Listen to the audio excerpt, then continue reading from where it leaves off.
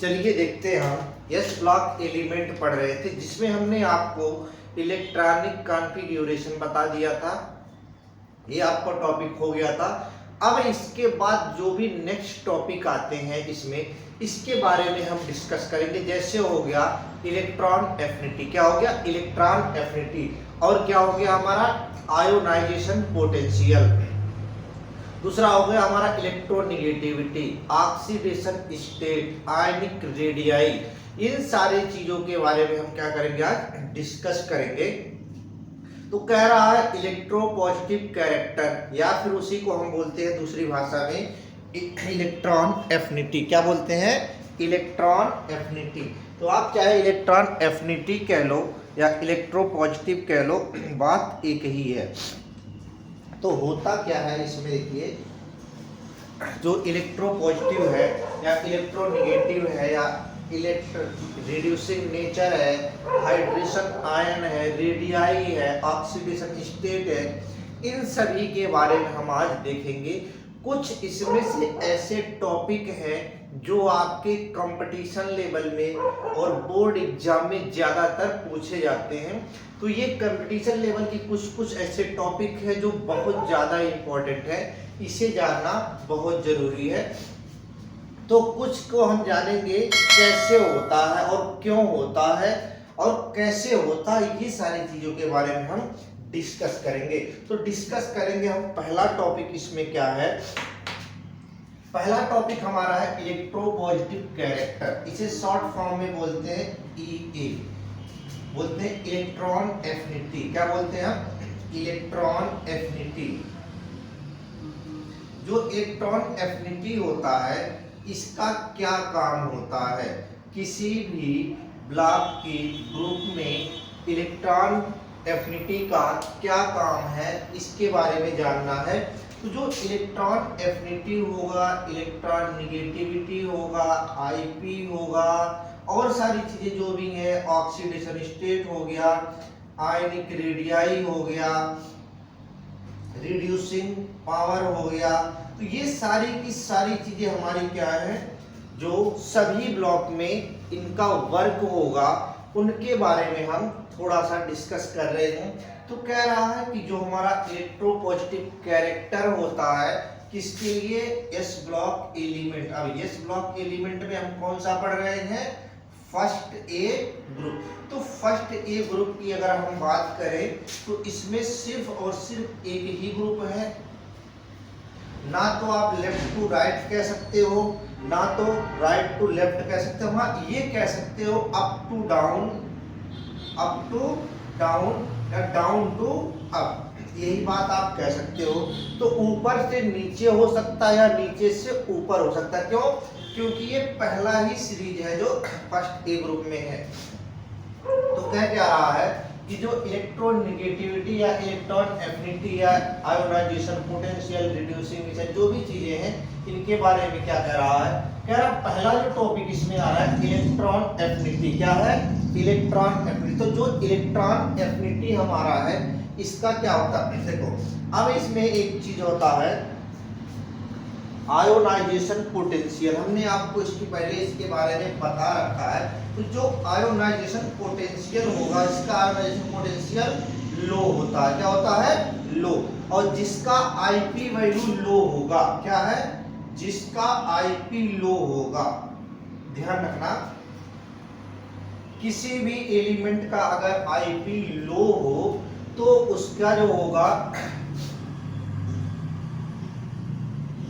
क्या कह रहा, अगर इसका IP का मतलब होता आयोनाइजेशन पोटेंशियल, अगर आयोनाइजेशन पोटेंशियल इसका लो होगा तो इसकी जो टेंडेंसी होगी, क्या होगी, टेंडेंसी क्या करने की, इलेक्ट्रॉन को लॉस करने की, क्या करने की, इलेक्ट्रॉन को लॉस करने की टेंडेंसी वो मोर होगी। क्या होगी, मोर या ग्रेटर। जितना IP लो होगा उतना ही इलेक्ट्रॉन को लॉस करने की टेंडेंसी उसमें ज्यादा होगी, उतनी ही आसानी से वो क्या कर सकता है, इलेक्ट्रॉन को त्याग सकता है, इलेक्ट्रॉन को किसी और को दे सकता है, उतना उसे आसानी होगा। तो एक बात ध्यान रखना, जितना ही कम लो होगा आईपी किसी चीज का, आयोनाइजेशन पोटेंशियल जितना कम होगा उसमें से इलेक्ट्रॉन आसानी से आप निकाल सकते हो। क्या कर सकते हो? आसानी से इलेक्ट्रॉन को निकाल सकते हो। और ये टेंडेंसी सबसे ज्यादा पाई जाती है किसमें? जिसकी आयोनाइजेशन पोटेंशियल कम होगी। अब आयोनाइजेशन पोटेंशियल कम होने से इलेक्ट्रॉन टेंडेंसी लॉस करने की ज्यादा होगी। जब ज्यादा होगी तो इसमें एक चीज पाया जाएगा, यूनिवैलेंट कैरेक्टर होगा। क्या होगा? यूनिवैलेंट। यूनि का मतलब होता है वन, इसका मतलब क्या होता है? वन। नहीं, एक ही मॉलिक्यूल होगा, यूनिवैलेंट केटायन। अब केटायन क्या होता है? जो केटायन होता है उसे हम बोलते हैं पॉजिटिव। क्या बोलते हैं? पॉजिटिव। तो जैसे हमारे पास यहाँ लिखा है हाइड्रोजन, क्या लिखा है? हाइड्रोजन पे एक इलेक्ट्रॉन, अगर एक इलेक्ट्रॉन को डोनेट कर दो या लॉस कर दो वन इलेक्ट्रॉन, तो इस पे क्या आ जाएगा? H+ आयन आ जाएगा। क्या हो जाएगा? H+ ion. तो हाइड्रोजन एक ऐसा है जिसके पास प्लस भी होता है और माइनस भी होता है, तो इसके लिए कोई प्रॉब्लम नहीं है। तो पहला पॉइंट था हमारा इलेक्ट्रॉन एफिनिटी। तो इलेक्ट्रॉन एफिनिटी में क्या होगा? इसकी इलेक्ट्रॉन एफिनिटी क्या होगी? तो ये बात हमेशा ध्यान रखना, क्योंकि ये पहला ही ग्रुप है, ज्यादा हमें इसमें वो करना नहीं है, आगे पीछे जाना नहीं है, क्योंकि ये फर्स्ट पोजीशन पे है। तो इसमें हम क्या करते हैं, एक पहला ही चीज, क्या अगर आईपी लो है, क्या है? आईपी लो है, तो loss of an electron tendency is greater. Tendency is greater. बात क्लियर हो गया होगा? अगर आयोनाइजेशन पोटेंशियल कम है तो loss of an electron tendency is more. सबसे ज्यादा त्यागने की क्षमता इसी में होगी। अब कह रहा टॉप टू बॉटम क्या होता है? इनके टेंडेंसी, इलेक्ट्रॉन त्यागने की क्षमता, इलेक्ट्रॉन निकालने की क्षमता top to bottom, top to bottom, ऊपर से नीचे की तरफ आने में इंक्रीज होगा। क्या इंक्रीज होगा? Loss of an electron tendency. क्या होगा? Loss of an electron tendency. इसी को दूसरी भाषा में कहते हैं ईए। क्या कहेंगे? ईए, इलेक्ट्रॉन एफिनिटी। तो जैसे जैसे आप टॉप टू बॉटम आओगे तो इलेक्ट्रॉन टेंडेंसी क्या होगी? ज्यादा होगी। मतलब हम कह सकते हैं कि इलेक्ट्रॉन एफिनिटी इंक्रीज होगा। क्या होगा? इंक्रीज होगा। तो हम कह सकते हैं ईए की अगर हम बात करें तो ये इंक्रीज होगा कब? जब T2 B आते हैं। टॉप टू बॉटम आओगे तो क्या होगा? ये इंक्रीज होगा। ये पहला टॉपिक था हमारा, क्या इसमें? इलेक्ट्रोपॉजिटिव कैरेक्टर या इलेक्ट्रॉन एफिनिटी। बात क्लियर है? देखिए इसके बाद कहता है, जैसे हमारे पास कोई सा भी मेटल है, हम किसी का नाम नहीं ले रहे हैं, मेटल को हमने M से लिख दिया, उस मेटल से हमने एक इलेक्ट्रॉन को लॉस किया। क्या किया? लॉस किया। अब हम क्या करेंगे, जैसे हमारे पास एक मेटल है, इस मेटल में हमने एक इलेक्ट्रॉन को लॉस कर दिया, तो ये बन गया आयन, इसे हम बोलते हैं केटायन। क्या बन गया? केटायन। तो देखो ये चीज आपको यहाँ क्लियर लिख रहा होगा, यूनिवैलेंट केटायन। यूनिवैलेंट का मतलब जिसपे एक ही चार्ज हो। तो इस ग्रुप में जितने भी एलिमेंट हैं, सारे के सारे एलिमेंट पर कितना चार्ज होगा? +1 चार्ज होगा। और ये +1 जो चार्ज होगा, ये इसके लिए ऑक्सीडेशन स्टेट का काम करेगा। क्या करेगा? ऑक्सीडेशन स्टेट का काम करेगा। बात क्लियर हो गई? तो ये था हमारा इलेक्ट्रॉन एफिनिटी। अब हम डिस्कस करते हैं ऑक्सीडेशन स्टेट। हालांकि हमने यहाँ आपको ऑक्सीडेशन के बारे में भी बता दिया।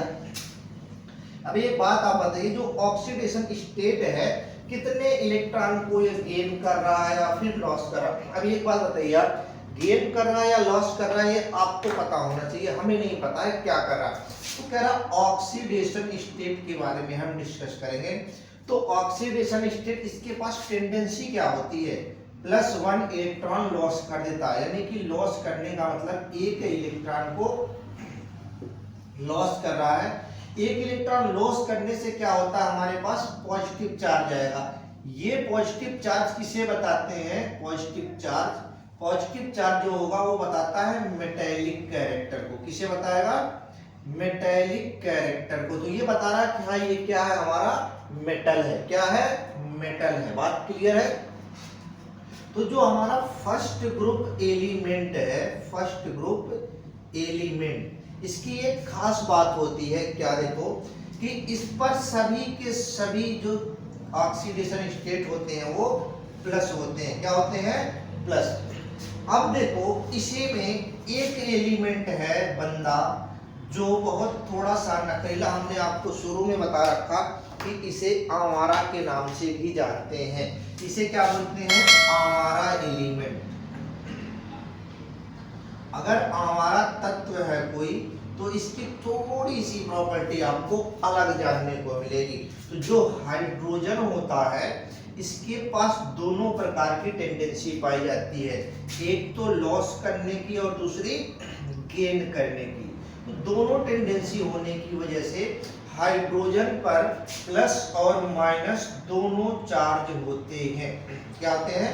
प्लस और माइनस एडिशन के बारे में। तो हाइड्रोजन पर जो होगा प्लस और माइनस की दोनों की टेंडेंसी हो। तो यहाँ देखो लिखा है all alkaline metal always show +1 oxidation state except hydrogen. Hydrogen को छोड़कर बाकी सभी एलिमेंट जो है +1 ऑक्सीडेशन स्टेट को शो करते हैं। अब कह रहा कि जो -1 होगा हाइड्रोजन पर वो किस केस में पाया जाएगा? वो पाया जाएगा हाइड्राइड की केस में। किसमें? हाइड्राइड। तो जितने भी हाइड्राइड आपके बनेंगे सभी हाइड्राइड में हाइड्रोजन की अगर ऑक्सीडेशन स्टेट की हम बात करें तो वो होगा हमारा -1। क्या होगा? -1 होगा, नेगेटिव होगा। तो ये था हमारा ऑक्सीडेशन स्टेट। आगे कह रहा है हमारे पास इलेक्ट्रोनिगेटिविटी है। क्या है? इलेक्ट्रोनिगेटिविटी। अब देखो जो इलेक्ट्रोनिगेटिविटी है, आयोनाइजेशन पोटेंशियल है, इलेक्ट्रॉन एफिनिटी, हमने आपको दो चीजों का डिस्कस किया, आईपी कर दिया, इलेक्ट्रॉन एफिनिटी। अब कह रहा है इलेक्ट्रोनिगेटिविटी के बारे में थोड़ा सा आपको जानना है कि जो ईएन होगा ये क्या होगा? ईएन हमारा टॉप टू बॉटम क्या होगा? डिक्रीज होगा या फिर इंक्रीज होगा? क्या होगा? टॉप टू बॉटम डिक्रीज होगा या इंक्रीज होगा। तो जैसे जैसे आप टॉप टू बॉटम आते हो, टॉप टू बॉटम, तो ये क्या होता है? डिक्रीज होता है। ये कंडीशन हमने आपको आईपी में पढ़ा रखा है। तो आप सीधे कह सकते हो IP directly proportional to EN. क्या होगा? IP directly proportional to EN. जो आईपी के साथ कंडीशन होगा वही ईएन के साथ होगा। तो अगर आईपी इंक्रीज हो रहा है तो ईएन भी क्या होगा? इंक्रीज होगा। अगर आईपी डिक्रीज हो रहा है तो ईएन भी क्या होगा? डिक्रीज होगा। बात क्लियर है? सेम कंडीशन है जो हमारे पास आयोनाइजेशन पोटेंशियल की हमने बता रखा है। अब देखो एक चीज हमें बहुत क्लियरली पता चल रहा है क्या कि जो हमने आईपी पढ़ा, ईएन पढ़ा, एएन पढ़ा, इनमें एक चीज आपको बहुत पावरफुल चीजें दिख रही होंगी। इसके बारे में हम आपको बताते हैं कि वो पावरफुल चीजें हैं क्या। तो एक समरी में हम क्या लिख सकते हैं? जो हमारा आईपी होता है डायरेक्टली प्रोपोर्शनल टू ईएन होता है, इनवर्सली प्रोपोर्शनल टू ईए होता है। अगर ये बात समझ में आ रही हो तो समझ लो आप इन तीनों टॉपिक को एक लाइन में समझ गए।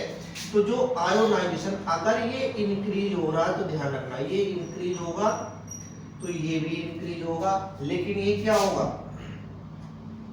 डिक्रीज होगा। अगर ये दोनों डिक्रीज हो रहे हैं तो ये क्या होगा? इंक्रीज होगा। मतलब ये होगा आईपी जो होगा अगर बढ़ेगा तो इलेक्ट्रॉन एफिनिटी भी क्या होगा? बढ़ेगा। इलेक्ट्रॉन निगेटिविटी भी बढ़ेगा, लेकिन इलेक्ट्रॉन एफिनिटी क्या होगा? घटेगा। इसका जस्ट उल्टा हम बात कर सकते हैं तो दोनों कंडीशन हमने आपको बताया, electron affinity, electron negativity and ionization potential. तो इस बात को आपको थोड़ा सा ध्यान रखना पड़ेगा कि ionisation potential directly proportional to En होता है, या फिर हम कह सकते हैं आयोनाइजेशन पोटेंशियल और electron negativity universally proportional to electron affinity होता है। बात क्लियर हो गई। अब कहता है रिड्यूसिंग एजेंट या रिड्यूसिंग नेचर, रिड्यूस करना, किसी को रिड्यूस करना, रिड्यूसिंग करने की क्षमता इसकी कैसी होती है, इसके बारे में जानना है। तो जो हमारा फर्स्ट ग्रुप एलिमेंट होता है, इसमें इसकी जो रिड्यूसिंग नेचर होता है, इसमें क्या होगा, ज्यादा होगा, कम होगा, ये सारी चीजें। तो ये जो होता है ये गुड रिड्यूसिंग एजेंट होता है, गुड रिड्यूसिंग एजेंट होगा। क्या होगा, एजेंट होगा।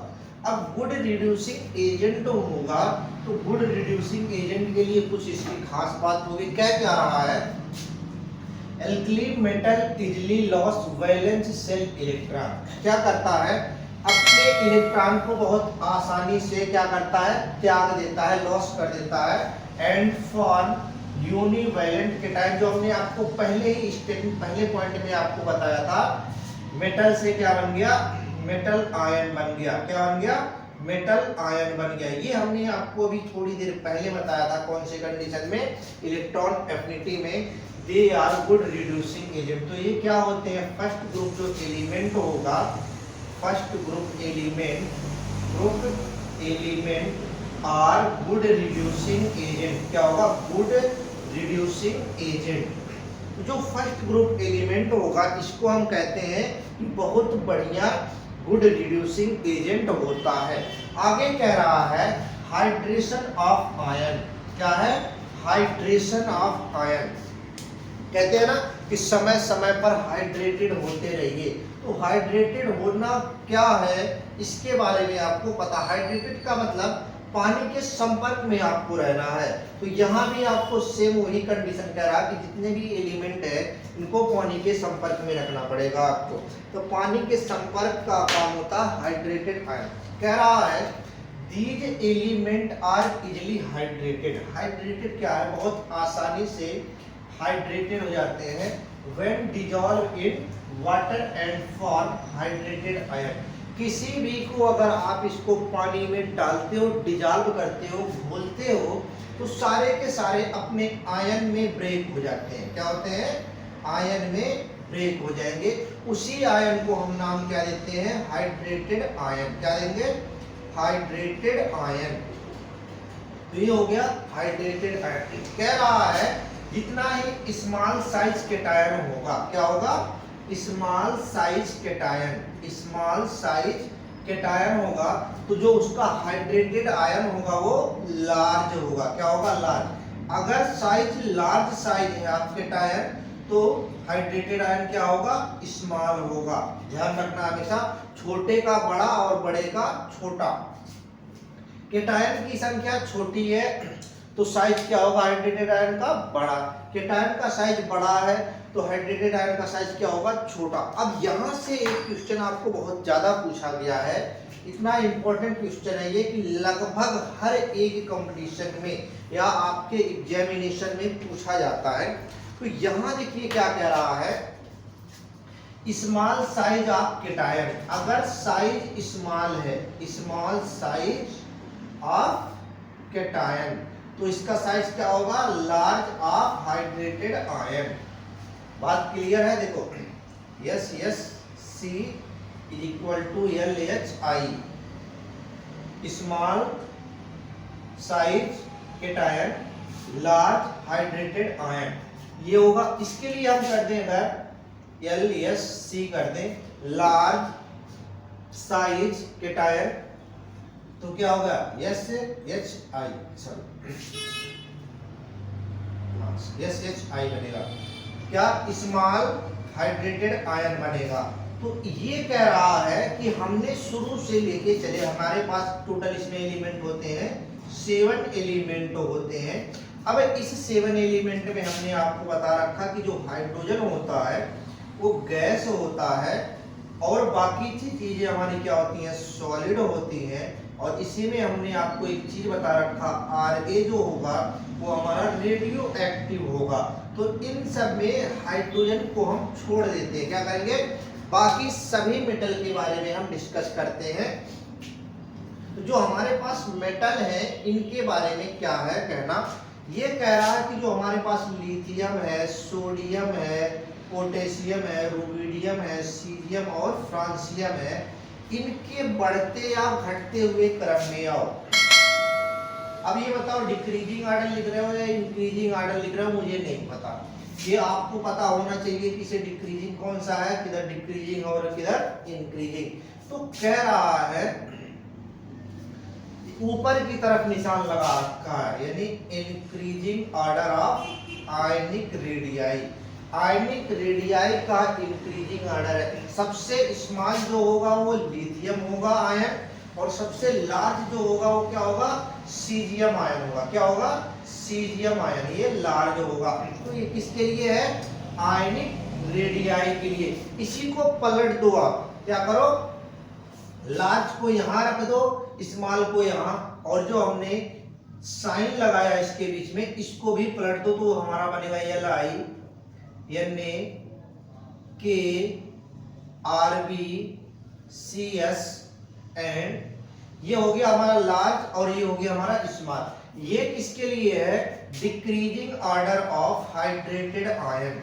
देखो एक में हाइड्रेटेड आयन बढ़ रहा है तो दूसरे में हाइड्रेटेड आयन घट रहा है। अगर हाइड्रेटेड आयन बढ़ेगा तो आयनिक रेडियाई छोटा होगा।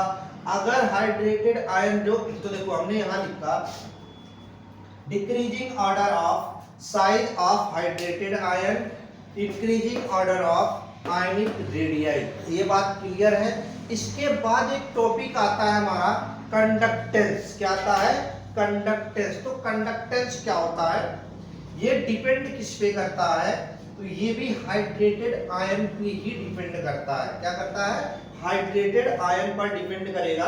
कह रहा है conductance is directly proportional to size of equal ion. क्या है, साइज ऑफ इक्वल आयंस। ये आपके सामने यहां लिखा है, यानी कि साइज ऑफ इक्वल आयन अगर बढ़ेंगे तो कंडक्टेंस उसका क्या होगा, घटेगा। अगर इसको हम घटाएंगे तो ये क्या होगा, बढ़ेगा।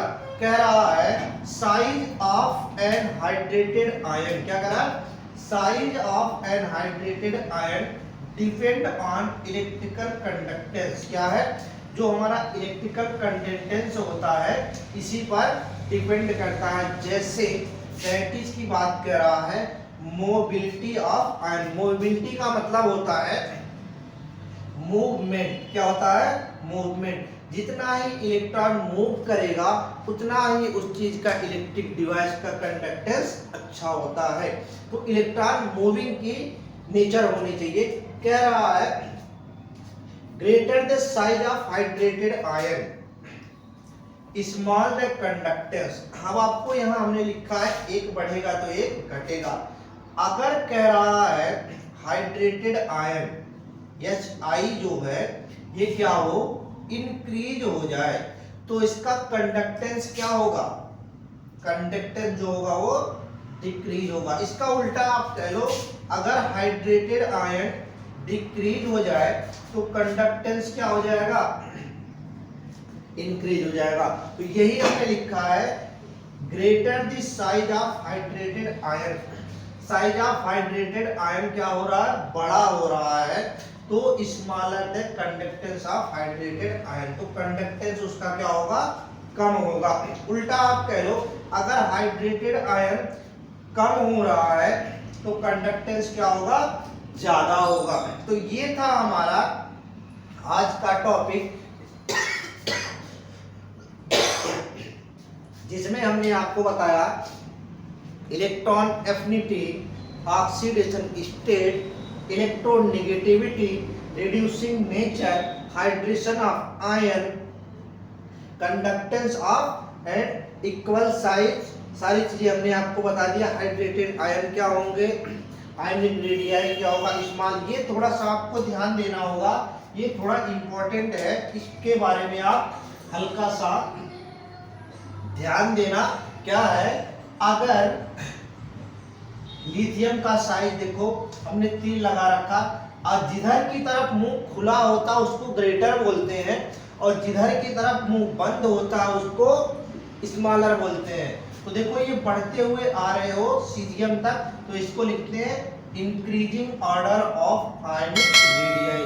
अब देखो इधर बढ़ रहा है तो ये है decreasing order of size of hydrated ion. क्या है, हाइड्रेटेड आयन।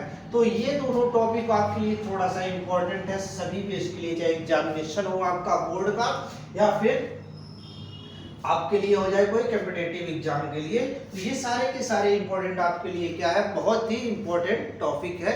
तो इसके बारे में हमने आज आपको बताया। नेक्स्ट टॉपिक की चर्चा हम अगले लेक्चर में करेंगे, जो सारा रिलेटेड होगा एस ब्लॉक एलिमेंट से। तो एस ब्लॉक एलिमेंट में जितनी भी चीजें हैं हम आपको वन बाय वन, यानी एक एक स्टेप हम आपको समझा देंगे, कोई सा भी स्टेप आपका स्किप नहीं होगा। सारा एस ब्लॉक का एलिमेंट अभी तक आप जो जानते हो सकता है उससे ज्यादा आपको जानने को मिले। तो एस ब्लॉक एलिमेंट में हम आपको सारे के सारे एलिमेंट के बारे में, उसके सारे नेचर, प्रॉपर्टी, रिएक्शन, सब कुछ हम आपको डिस्कस कर देंगे। Thank you for watching this video. If you enjoyed it, please hit the like button and the bell notification icon.